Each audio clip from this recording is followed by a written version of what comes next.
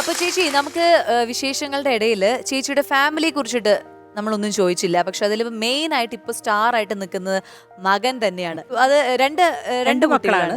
മൂത്താള് ജിതിൻ, ആ, അവൻ ഗ്രാഫിക് ആർട്ടിസ്റ്റ് ആണ്, ഒരു യൂറോപ്യൻ കമ്പനിയിൽ വർക്ക് ചെയ്യുന്നു. ചെറിയ ആൾ ഇതുപോലെ സിനിമ, ആഡ് ഫിലിം ഒക്കെ എടുക്കുന്നു. പേര് അവൻ നിതിൻ. നിതിൻ.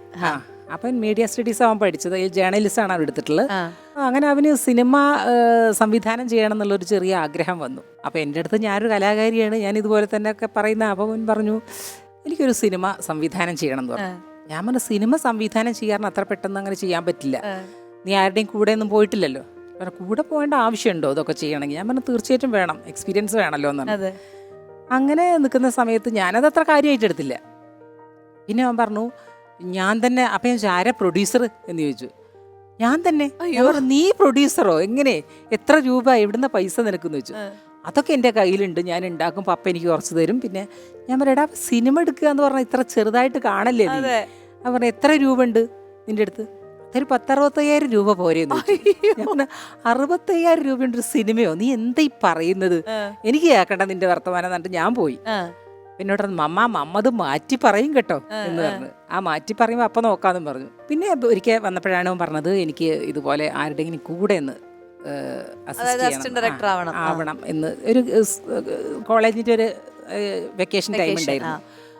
അപ്പോൾ എനിക്കത് തോന്നിയപ്പോൾ നല്ല കാര്യമാണ്. ഞാൻ പറഞ്ഞു ശരി, ഞാൻ ആളെ പേര് ഞാൻ പറയുന്നില്ല, എനിക്ക് നല്ല അടുപ്പമൊക്കെ ഉള്ള ഒരു ഡയറക്ടറെ ഞാൻ വിളിക്കുകയാണ്. വിളിച്ചിട്ട് ഞാൻ പറഞ്ഞു മോന് ഇങ്ങനെ കൂടെ വർക്ക് ചെയ്യണമെന്ന് ആഗ്രഹമുണ്ട്, ഒരു കുറച്ച്. അപ്പോൾ പെട്ടെന്ന് ഇതുപോലെ ഭയങ്കരമായിട്ടൊരു നിരുത്സാഹപ്പെടുത്തിക്കൊണ്ടാണ് പറഞ്ഞത്. അതൊക്കെ ഇഷ്ടംപോലെ ആൾക്കാർ വെയിറ്റിംഗ് ആണ്. വലിയ വലിയ മക്കളുടെ പേരുകളൊക്കെ പറഞ്ഞു, സൂപ്പറായിട്ട് നിൽക്കുന്ന ആൾക്കാരുടെ മക്കൾ, അവരൊക്കെ തന്നെ വെയിറ്റിംഗ് ആണ്. പിന്നെ എന്താ ചെയ്യുക, അതിപ്പോൾ നമുക്ക് അവൻ പഠിക്കുകയല്ലേ എന്ന് പറഞ്ഞു.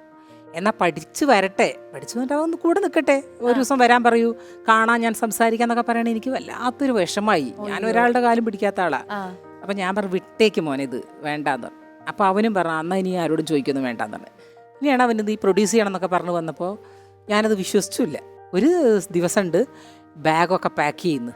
അപ്പോൾ ഇടയ്ക്കിടയ്ക്ക് ഓരോന്നൊക്കെ ബുക്ക് ചെയ്യുന്നുണ്ട്. പിന്നെ ഓരോ സാധനങ്ങൾ, ചെറിയ ചെറിയ മൈക്കുകൾ, അത് ഞാൻ പറയും എന്തിനാ അതൊക്കെ ഉണ്ട് എന്ന് പറയും.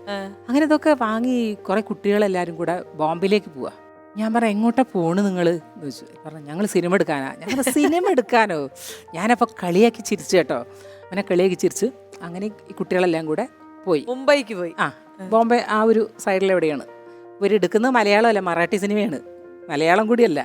അങ്ങനെ ഇവർ പോയിട്ട് സിനിമയൊക്കെ എടുത്തു. അവിടുന്ന് വന്നു, തിരിച്ചു വന്ന് എഡിറ്റിംഗ് ഒക്കെ ഉള്ളിൽ വെച്ചൊക്കെ നടത്തുന്നുണ്ട്. ഞാനൊന്നും ശ്രദ്ധിച്ചേ ഇല്ല സത്യത്തിൽ, ഇവരെന്തൊക്കെയോ കാട്ടിക്കൂട്ടുന്നുണ്ട് വിചാരിച്ചു. പിന്നെ കുറച്ച് കഴിഞ്ഞൊരു 1 മാസം 2 മാസം കഴിഞ്ഞപ്പോൾ ഉണ്ട് പിന്നെ വേറെ ഒന്നും എൻ്റെ അടുത്ത് പറയുന്നില്ല. ടി വിയിൽ ന്യൂസ് വരികയാണ്, 22കാരനൊരു മലയാളി പൂന ഫിലിം ഫെസ്റ്റിവലിൽ സെലക്ഷൻ കിട്ടിയെന്നുണ്ട്. ഇവൻ്റെ പേര് കണ്ടപ്പോൾ ഞാൻ ഞെട്ടിപ്പോയി. അയ്യോ, ഞാൻ ചെയ്തതൊക്കെ അബദ്ധമായോ എന്ന് വിചാരിച്ചിട്ട് ഞാൻ അപ്പം തന്നെ ഫേസ്ബുക്കിലൊരു പോസ്റ്റ് ഇട്ടു, മോനെ മാപ്പ് മാപ്പ് പറഞ്ഞു. അത് ഭയങ്കര വൈറലായി. അതാണ് നമ്മളെല്ലാവരും കേട്ടത്. അത് ഭയങ്കര ഒരു സംഭവം തന്നെയായിരുന്നു.